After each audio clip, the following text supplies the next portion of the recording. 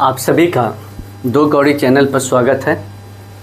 विशेषकर ये चैनल सेवारत अध्यापकों के लिए बनाया गया और उम्मीद करेंगे कि तैयारी करने वाले अन्य लोग भी इसका लाभ उठाएं। टेट के सिलेबस की बात करें तो आज हम हिंदी में संज्ञा शब्द की चर्चा करेंगे और बड़ा इम्पोर्टेंट इसलिए है कि जितना छोटा हम लोग संज्ञा को समझते हैं उतना छोटा संज्ञा है नहीं। संज्ञा शब्द ही अपने आप में बड़ा व्यापक है और ये ज्ञा शब्द है। ज्ञा शब्द जो है ये धातु है और इस धातु शब्द में ज्ञा माने जानना और उसमें सम उपसर्ग जुड़ा हुआ है, यानी सम का अर्थ यहाँ बेहतर से है, अंग के अर्थ में है। ये आपका अंग जो है प्रत्यय के रूप में है। तो ये संज्ञा शब्द बनता है समय की ज्ञान। संज्ञा की जहां तक बात करें, संज्ञा शब्द में हमने बताया कि धातु भी है, उपसर्ग भी है, प्रत्यय भी है। संज्ञा वास्तव में क्या है, बचपन में भी पढ़े, हमेशा पढ़े, वही पढ़ते आ रहे हैं। किसी व्यक्ति, स्थान और वस्तु के नाम को हम क्या करते हैं, संज्ञा करते हैं। कोई विशेष वस्तु या भाव या जीव के नाम को हम संज्ञा करते हैं। वस्तु का नाम तो समझ में आता है, ये भाव शब्द जरा खतरनाक है। ये जब भाववाचक संज्ञा पढ़ेंगे तो वहाँ पे इसको हम काफ़ी स्पेसिफिक करेंगे कि ये है क्या। और जीव के नाम पे तो ये किसी व्यक्ति, स्थान या वस्तु के नाम को, भाव को या जीव के नाम को हम क्या कहेंगे, संज्ञा करेंगे। एक शब्द संज्ञा के साथ हम पकड़ेंगे और वो शब्द है अब व्यक्ति और वस्तु। अब इन्हीं को दो व्यापक शब्द समझ लें, व्यक्ति और वस्तु। व्याकरणविद जो विद्वान हैं वो संज्ञा के भेद के लिए एकमत नहीं है, वो मूलतः तीन ही मानते हैं और तीन से दो की अन्य की उत्पत्ति मानते हैं। लेकिन सामान्य एक व्यवहारिक रूप से माना जाने लगा कि संज्ञा के 5 भेद हैं। उसमें पहला जो व्यक्ति है वो व्यक्तिवाचक संज्ञा है। कौन सा संज्ञा, व्यक्तिवाचक संज्ञा। व्यक्तिवाचक संज्ञा में क्या है, वाचक माने प्रवाह, संज्ञा की हम चर्चा करेंगे। व्यक्ति माने किसी विशेष वस्तु, स्थान, व्यक्ति के नाम हो तो क्या हो जाएगा, व्यक्तिवाचक। विशेष वस्तु, और वस्तु शब्द बड़ा व्यापक है। स्थान, व्यक्ति का नाम हो और एक ही व्यक्ति का बोध हो। किसका बोध हो, ये बहुत इंपॉर्टेंट है। व्यक्तिवाचक संज्ञा में एक ही व्यक्ति का बोध हो, एक ही वस्तु का बोध हो, एक ही स्थान का बोध हो, तो ये व्यक्तिवाचक संज्ञा कहलाएगा। जैसे हम किसी का नाम ले लें, राम, श्याम, मोहन, ये सब क्या हो जाएगा, व्यक्तिवाचक। हम दिशा ले लें, उत्तर, पूरब, पश्चिम, दक्षिण, ये आपका। किसी कंट्री का नाम ले लें, भारत, पाकिस्तान, बांग्लादेश, हम वहाँ के निवासी को रूसी, अमेरिकी, भारतीय, ऐसे शब्द। किसी खाड़ी का नाम, बंगाल की खाड़ी, अरब सागर, खंभात की खाड़ी, हिंद महासागर, इस तरह के जो नाम ले लें। हम पर्वत का नाम ले लेंगे, हिमालय, अरावली, विंध्याचल, यह इस तरह का। या हम नदी का नाम लें, गंगा, यमुना, सरस्वती, बोलगा। किसी शहर का नाम ले लें, गोरखपुर, बनारस, लखनऊ। हम किसी पुस्तक का नाम ले लें, गीता, रामचरितमानस, या तमाम चर्चित पुस्तकें हैं।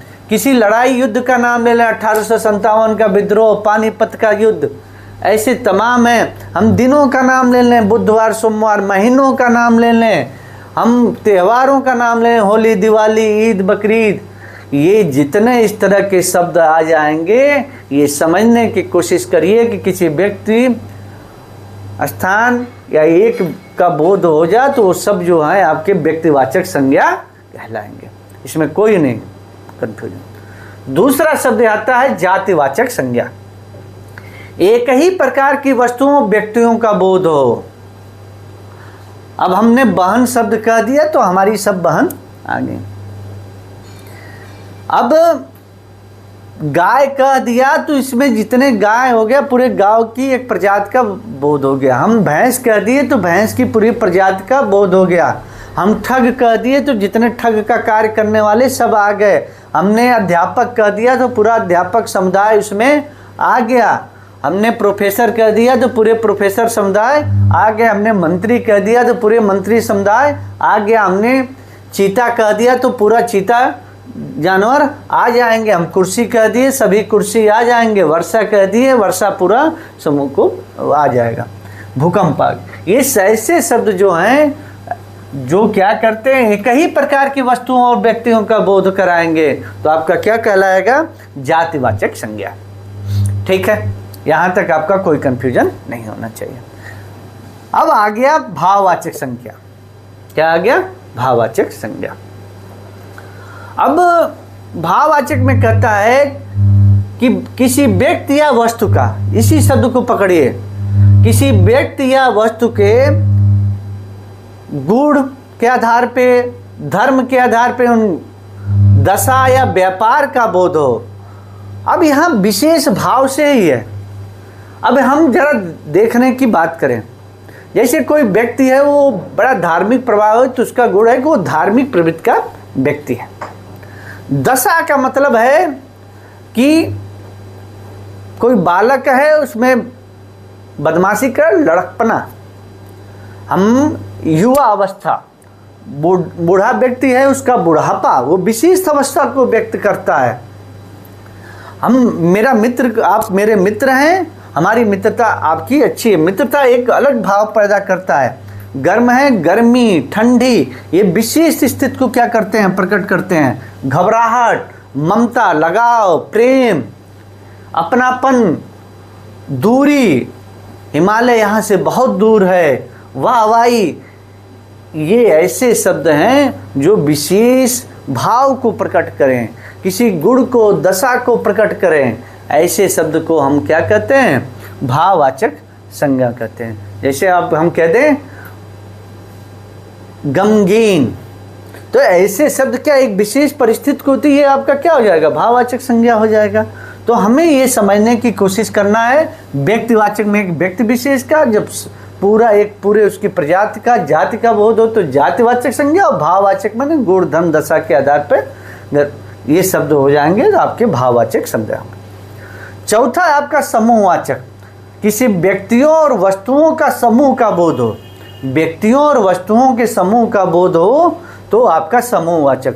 दल, पार्टी, गुच्छा, मंडल, कई जिले हो सकते हैं, सभा, गिरोह, इस तरह की जब शब्द आएंगे समूहवाचक। पांचवा आपका द्रव्यवाचक संज्ञा। द्रव्य मतलब ठोस, द्रव, गैस, और ठोस, द्रव, गैस को नापते हैं, हम तौलते हैं, उनकी मात्रा निर्धारित करते हैं, तो नाप तौल वाली वस्तुओं को हम द्रव्यवाचक। अब चाहे पेय पदार्थ में दूध ले लें हम, आपका तमाम पेय पदार्थ जो होंगे, एल्कोहल भी आ जाएगा, आपका तेल है, सोना चांदी आ गया, कोयला, लोहा, पारा, ये जितने इस तरह के पदार्थ होंगे आपके द्रव्यवाचक संज्ञा होंगे। इतना कॉन्सेप्ट आपका बिल्कुल क्लियर होना चाहिए। हमने संज्ञा का भेद कर लिया, और इसको अगर शब्द का एक एग्जाम्पल आप रख लेते हैं तो आपको समझने में बहुत आसानी होगी। एक चीज और संज्ञा का ही अंग माना जाता है। अगर संज्ञा के द्वारा किसी जाति का बोध हो, संज्ञा के द्वारा किसी का जाति का बोध हो, उसे हम लिंग कहते हैं। क्या लिंग? संज्ञा के द्वारा किसी या जाति का बोध हो तो उसे क्या कहेंगे? हम उसे लिंग कहेंगे। संस्कृत में 3 लिंग हो गए, पुल्लिंग लिंग, स्त्रीलिंग लिंग, नपुंसक लिंग। हिंदी में आपको 2 ही लिंग पढ़ना है, पुल्लिंग और स्त्रीलिंग। अब यहाँ हम उच्चारण से, भाव से समझ लें कौन शब्द पुल्लिंग है और कौन शब्द स्त्रीलिंग है। इस पे भी हमें आपको करने की जानते हैं। ठीक है, तो मतलब जाति का बोध है तो क्या है, वो नर है कि स्त्री है। तो हिंदी में लिंग के 2 भेद हो गए, एक का पुल्लिंग लिंग और स्त्रीलिंग। अगर इसको उदाहरण एग्जाम्पल के बाद समझेंगे तो एक दिन का यही चैप्टर है कि कौन सा शब्द पुल्लिंग है कौन स्त्रीलिंग है। लेकिन व्यवहारिक रूप से जो हम अपने भाषा में जो प्रयोग करते हैं उससे निर्धारित कर लेते हैं कि वो पुल्लिंग है कि स्त्रीलिंग है। इसके बाद संज्ञा के साथ लिंग के साथ साथ हम एक और शब्द का आपका चर्चा कर लेते हैं और वो है आपका वचन। तो एक का बोध होगा, संज्ञा में ही अंग है वचन। तो वचन में क्या होगा, एक का बोध होगा तो क्या हो गया एक वचन। अधिक, एक से अधिक का बोध होगा तो क्या हो जाएगा बहुवचन। तो आप समझिएगा एक लड़का लड़के, ठीक, बाग बगिया, या सॉरी ऐसे बहुत से शब्द हैं जिनको कलम कलमे,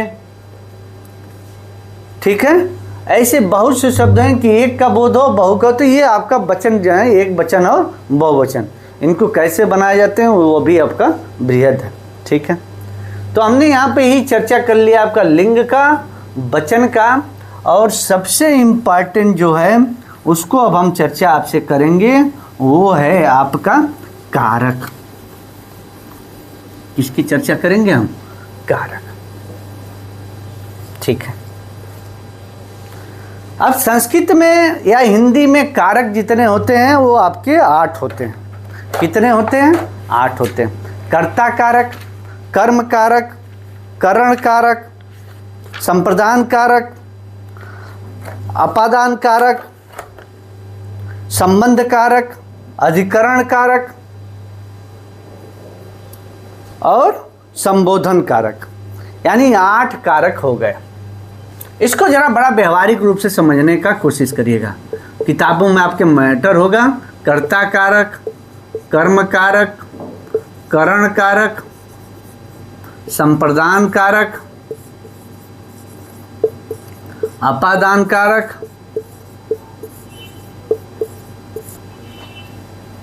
संबंध कारक और आपका संबोधन कर्ता कारक, कर्म कारक, करण कारक, संप्रदान, अपादान, संबंध कारक और आपका अधिकरण कारक सर।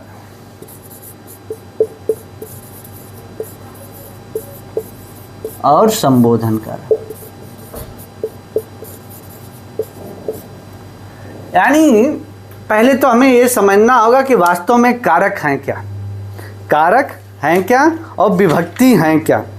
तो इसे ऐसे समझिएगा कि संज्ञा और सर्वनाम, संज्ञा के बदले जो शब्द प्रयोग हो जाएंगे वो क्या कहलाएंगे आपके सर्वनाम।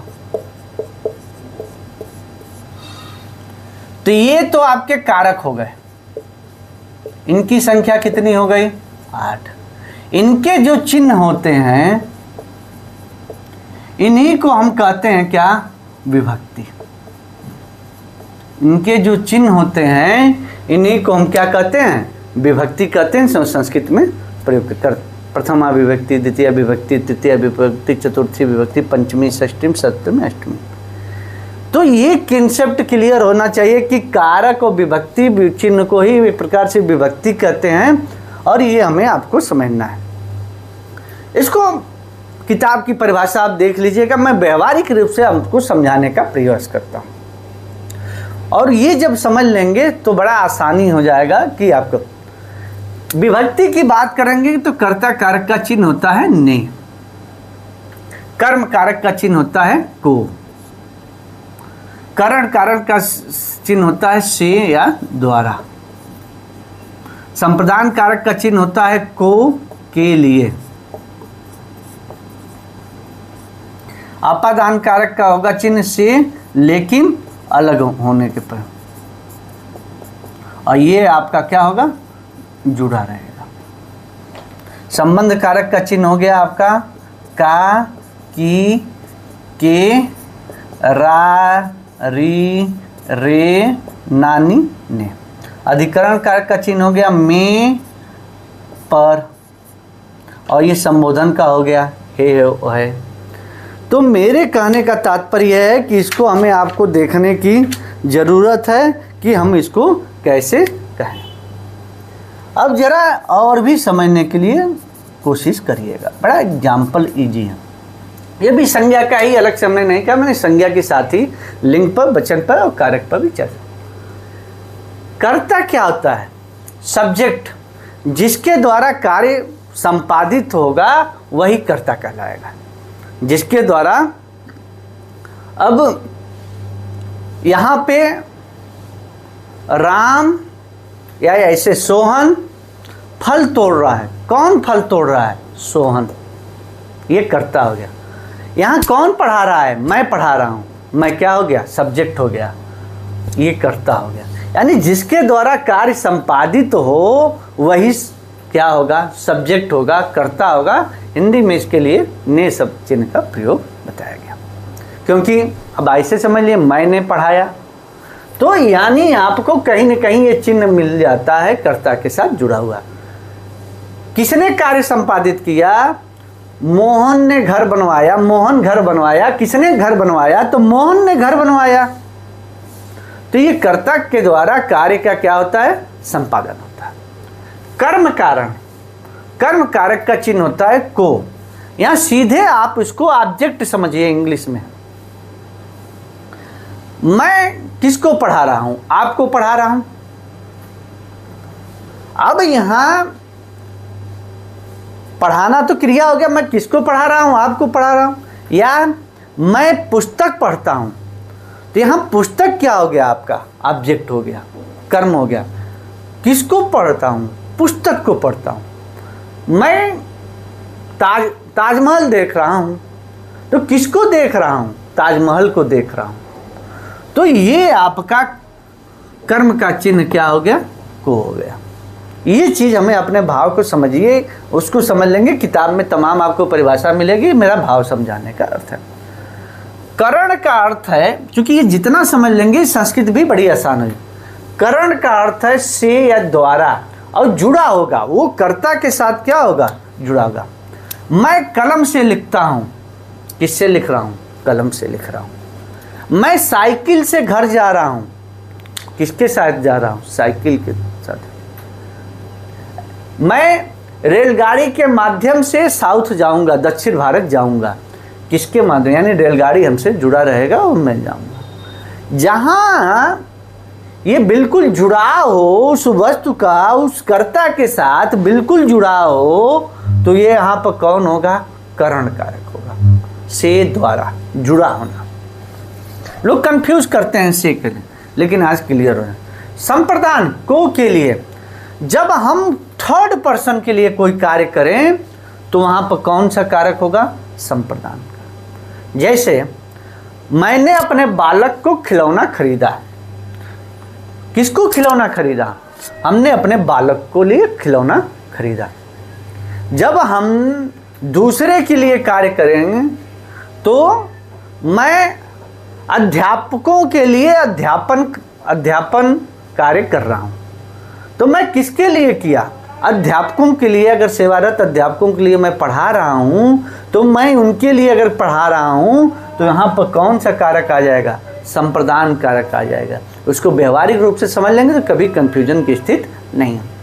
आपादान कारक से लेकिन अलग होना। मैं छत से गिर गया, तो मैं छत से क्या हो गया? पेड़ से पत्ता गिर गया, पत्ता पेड़ से क्या हो गया? अलग हो गया। बंदर एक पेड़ से दूसरे पेड़ पर कूद गया, यानी वहां से एक जगह से हट के दूसरे जगह। जहां दुराव हो, अलग हो जा, तो वहां कौन सा कारक होगा? अपादान कारक होगा। संबंध कारक, का की के राधी रे ना नीने। अब यहां ये क्या करता है? संबंध स्थापित करता है। कैसे? उसका घर है या मैं उसका पिता हूं, तो एक संबंध स्थापित हो। मैं उसकी माता को अच्छी तरह जानता हूं। मैं उसके घर गया हूं, काकी के। मैं बड़ा व्यवहारिक एकदम, तुम्हारी, तुम्हारे, तुम्हारा, तुम्हारे, ऐसे शब्द आप आ जाएंगे। उसका, उसकी, उसके, ठीक है। इस तरह के जब शब्द आ जाते हैं तो तुमने शब्द आ गया। यहाँ ऐसे शब्द आ जाए जहाँ संबंध स्थापित होते हैं तो वहाँ पर कौन हो जाएंगे? संबंध कारक होंगे। कौन से कारक होंगे? संबंध कारक। अधिकरण किसी व्यक्ति या स्थान को या संज्ञा का उनकी स्थिति बताता है। उनकी क्या स्थिति बनाए? चूहा कहाँ है? बिल में। सर्प कहाँ है? बिल में। बंदर कहाँ है? पेड़ पे। मैं कहाँ हूँ? छत पर।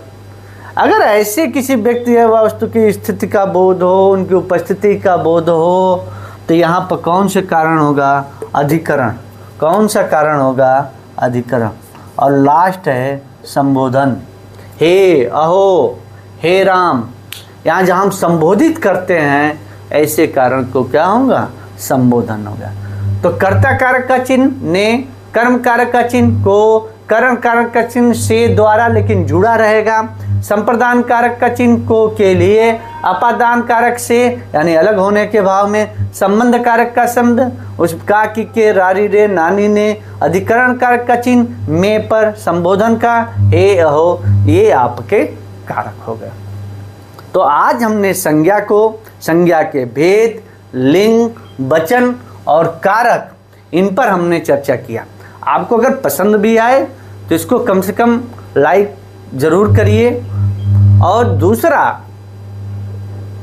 उसको अधिक से अधिक उसका उपयोग करना सुनिश्चित करिए, क्योंकि व्यवहारिक रूप से जब समझ लेंगे तो किताब को रटने की, परिभाषा की बहुत ज़रूरत नहीं पड़ेगी। आज के लिए इतना ही। बहुत बहुत धन्यवाद।